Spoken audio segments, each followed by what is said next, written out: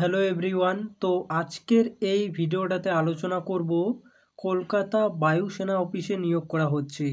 তো এয়ারফোর্সের তরফ থেকে এই নিয়োগটা করা হচ্ছে। এটা কলকাতাতেই এই নিয়োগটা করা হবে, কলকাতা অফিসে, ঠিক আছে। এয়ারফোর্সের তরফ থেকে এখানে তোমার বিভিন্ন ধরনের পোস্ট রয়েছে, এমটিএস ক্লার্ক, সেই সাথে আরও কয়েকটা পোস্ট রয়েছে যেখানে তোমরা অ্যাপ্লিকেশন করতে পারবে জাস্ট মাধ্যমিক পাস যোগ্যতাতে। তো এখানে কিন্তু তোমাদের অ্যাপ্লিকেশন 15ই জুন থেকে শুরু হয়ে যাচ্ছে। এখানে তুমি Paschimbanga, Tripura, Assam, all over India থেকে এখানে তোমরা অ্যাপ্লিকেশন করতে পারবে, ঠিক আছে। এখানে বেতনও যথেষ্ট ভালো আছে। তো চলো দেখে নেই তোমার কোন কোন পোস্টে নিয়োগ করা হচ্ছে এবং তোমার কি কি যোগ্যতা লাগছে কোন পোস্টের জন্য। অবশ্যই ভিডিওটা শেষ পর্যন্ত দেখো, দেন তারপরে অবশ্যই কিন্তু অ্যাপ্লিকেশনটা করে দেবে। সো প্রথমে যদি দেখি আমরা, এই যে নিয়োগটা করা হচ্ছে এয়ারফোর্স গ্রুপ সি রিক্রুটমেন্ট, ঠিক আছে। এটা হচ্ছে গ্রুপ সির পোস্ট, এই যতগুলো পোস্টে নিয়োগ করা হচ্ছে। তো এখানে প্রথমেই যদি বলি, তো প্রথমে এই যে দেখতে পাচ্ছ এলডিসি পোস্ট।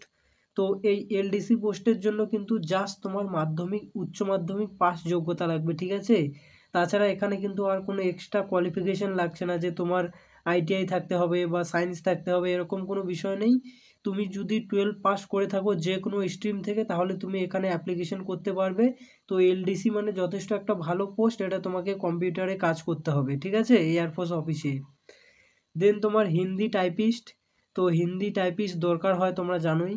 তো হিন্দি টাইপিস্টের জন্য তোমার 12 পাস যোগ্যতা লাগছে। এখানে হচ্ছে তোমাকে টাইপিং টেস্ট দিতে হবে 35টা ওয়ার্ড পার মিনিট। তো এখন কিন্তু যে কোনো চাকরির ক্ষেত্রে তোমার টাইপিংটা মাস্ট। তো অবশ্যই টাইপিংটা তোমরা শিখে রাখবে, ঠিক আছে, এটা তোমার কাজে দেবে। দেন এরপরে স্টোর কিপার। তো এই স্টোর কিপারের জন্য জাস্ট তোমার 12 পাস যোগ্যতা লাগছে। এখানে কোনো এক্সট্রা কোয়ালিফিকেশন লাগছে না। তুমি 12 পাস করে থাকলে এখানে অ্যাপ্লিকেশন করতে পারবে। দেন এরপরে তোমার কুক। তো কুকের জন্য তোমার মাধ্যমিক পাস লাগছে।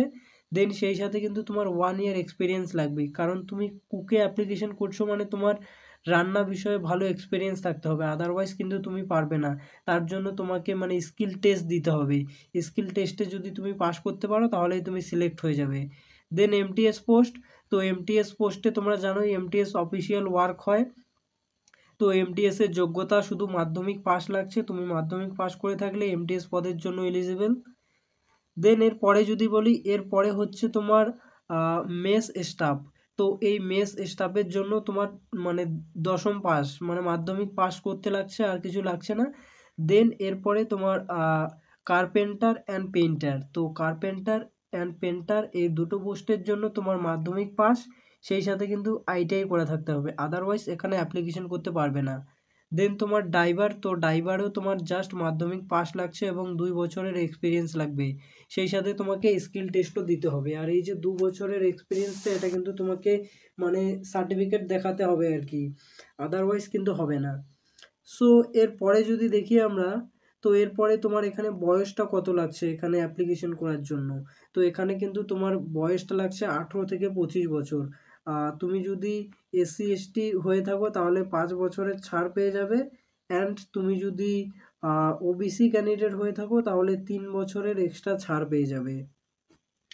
দেন এই গেল বয়সের ব্যাপারে। এরপরে তোমার স্যালারিটা কীরকম থাকবে। তো এখানে স্যালারিটা কিন্তু লেভেল 1 অ্যান্ড লেভেল 2 অনুসারে থাকবে, ঠিক আছে।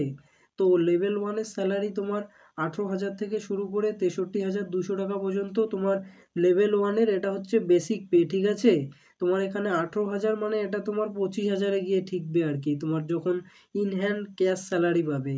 দেন তোমার লেভেল 2।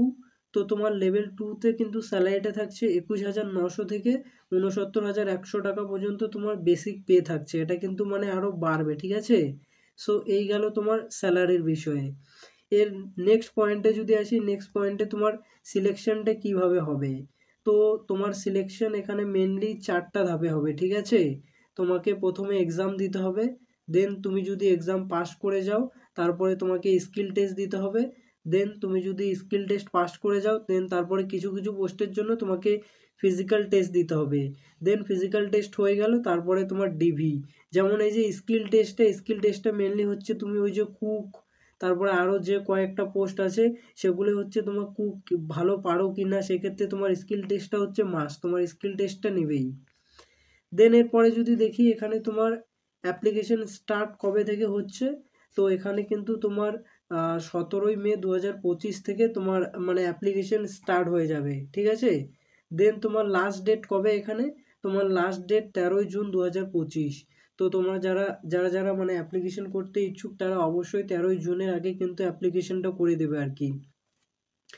দেন এরপরে যদি দেখি, এরপরে হচ্ছে তোমার অ্যাপ্লিকেশন ফিটা কত লাগছে।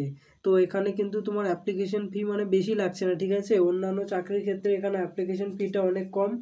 তুমি যদি ওবিসি অ্যান্ড ইডাব্লিউএস ক্যান্ডিডেট হয়ে থাকো তাহলে 100 টাকা লাগছে। অনেক চাকরির ক্ষেত্রে কিন্তু 500-600 টাকা লাগে অ্যাপ্লিকেশন করতে। এই চাকরির ক্ষেত্রে কিন্তু সেই বিষয়টা না, এখানে তোমাকে শুধুমাত্র 100 টাকা দিতে হচ্ছে। তো অ্যাপ্লিকেশনটা অবশ্যই করে দেবে, ঠিক আছে।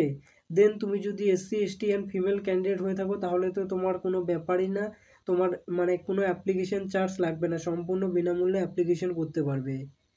সো এই হলো আজকের আপডেট, এরকমই নিত্য নতুন গুরুত্বপূর্ণ চাকরি আপডেট, সেই সাথে এখানে এমটিএস রিলেটেড ক্লাস বা আরও অন্যান্য চাকরির পরীক্ষা রিলেটেড অনেক কিছু গুরুত্বপূর্ণ আপডেট দেওয়া হয় আর কি।